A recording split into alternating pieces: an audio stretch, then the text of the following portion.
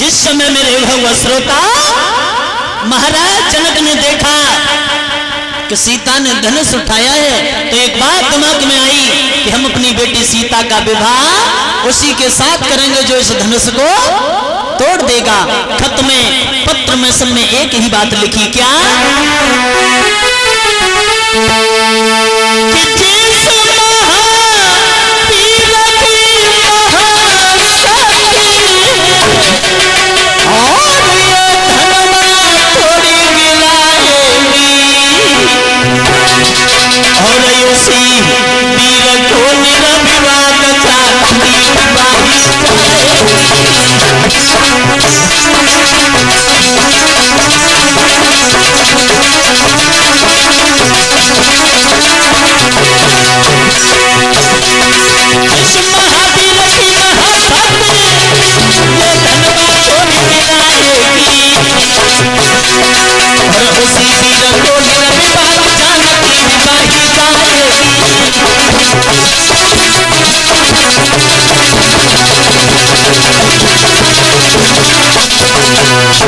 श्रोता बंधुओं, जिस समय पत्र देश विदेशों में भेजे लेकिन परीक्षित महाराज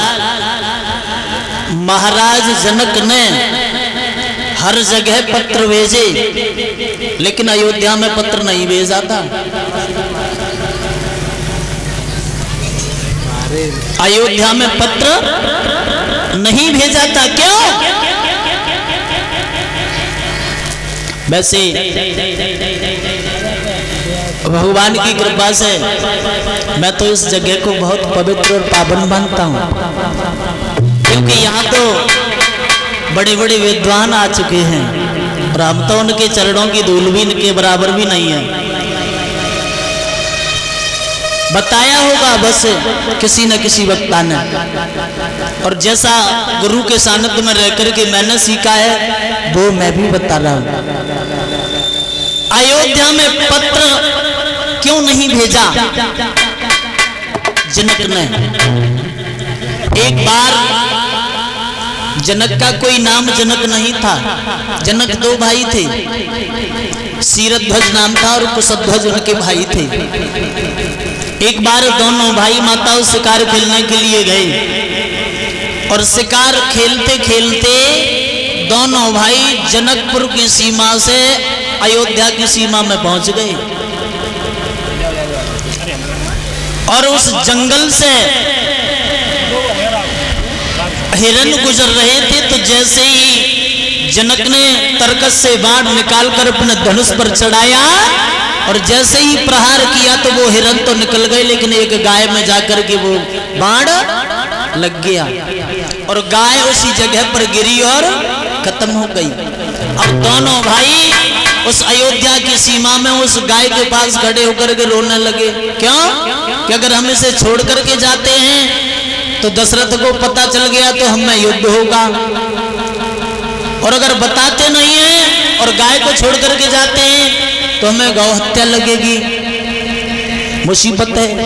तो अपने छोटे भाई को कुशध्वज को महाराज दशरथ के पास भेज दिया। कहा कि जाकर के महाराज से कहना कि प्रभु गलती से तुम्हारी सीमा में हमारे हाथों से एक गाय का वध हो गया है। जिस समय कुशध्वज वहां पहुंचे, जाकर के मिले हैं दशरथ जी से, तो उस समय दशरथ आरती का थाल सजाए हुए माताओं अपने गुरु वशिष्ठ का पूजन करने के लिए जा रहे थे। रास्ता में ही भेंट हो गई। कहने लगे प्रभु हम तो तुम्हारे पास आ रहे थे। बोले क्यों? तो सारे हालात बताए हैं कि हमारे भैया से धोखे से तुम्हारी सीमा में एक गाय का वध हो गया है और आप वहां चले। दशरथ ने कहा इस समय तो मैं नहीं जा सकता क्योंकि मेरे गुरुदेव बैठे हैं, मैं उनका पूजन करने के लिए जा रहा हूं। उसी समय उस अयोध्या की गली में एक मेहतर झाड़ू लगा रहा था, उसे इशारा दिया कि मैं तो पूजन करने जा रहा हूं और तुम जा और जाकर के कह देना कि हमारे राजा दशरथ ने अगर कभी किसी को निरपराध दुख नहीं दिया है, किसी को कभी कोई सताया नहीं है, कभी किसी को कोई कष्ट नहीं दिया है, तो वो गाय जीवित हो जाए। वो मेहतर गया, अंजलि में जल लिया और गाय की परिक्रमा करने के बाद जल के छींटा लगाई और वही बात कही कि हे गौ माता, हे दीनबंधु, अगर हमारे महाराज दशरथ ने कभी किसी को नहीं सताया है तो ये गाय जीवित हो जाए। गाय मेरे भगवत श्रोता उठ करके खड़ी हो गई। सीरध्वज और कुशध्वज अपने नगर के लिए चले गए। वो मेहतर लौट करके अयोध्या में चला गया, लेकिन जनक ने इसीलिए पत्र नहीं भेजा कि दशरथ के पास में तो टाइम ही नहीं रहता है। अगर पत्र वहां पहुंच गया और उसने किसी मेहतर से कह दिया कि जाओ धनुष तोड़ करके सीता के साथ में शादी कर लाना, तो हमारी तो, क्योंकि अयोध्या में तो राजा महाराजाओं की कोई जरूरत नहीं है साहब। गली में झाड़ू लगाने वाले मेहतरी इतने बलवान हैं और इतनी शक्ति है, इतने भगवान के भक्त हैं, तो इस डर की वजह से उन्होंने पत्र अयोध्या में नहीं भेजा।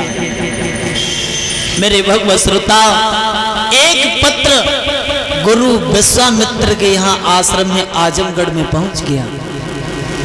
गुरुदेव ने वो पत्र जब पढ़ा तो कहने लगे बेटा राम, जनकपुर में महाराज जनक की बेटी सीता का स्वयंवर है, ये पत्र हमारे पास में आ गया है।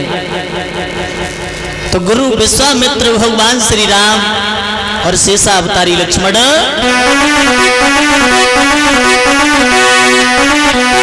के पाते ही खबर स्वयंवर की और श्री जनक राज